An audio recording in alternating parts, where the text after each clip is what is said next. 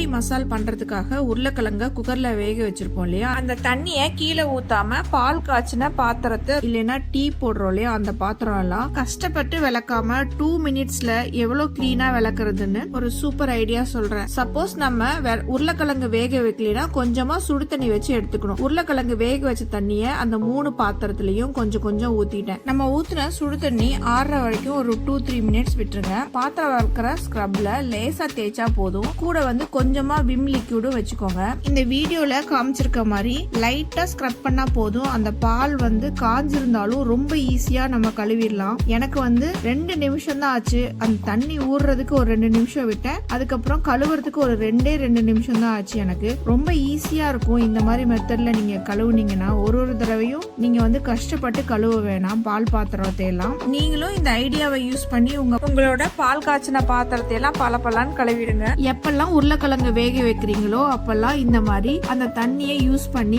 ஈஸியா விளக்கிடுங்க. இந்த மாதிரி கிச்சன் டிப்ஸ் அண்ட் ஐடியாஸ்க்கு என் பேஜை ஃபாலோ பண்ணிக்கோங்க. அப்படியே இந்த வீடியோவை ஷேர் பண்ணிட்டு கமெண்ட் பண்ண மறந்துடாதீங்க.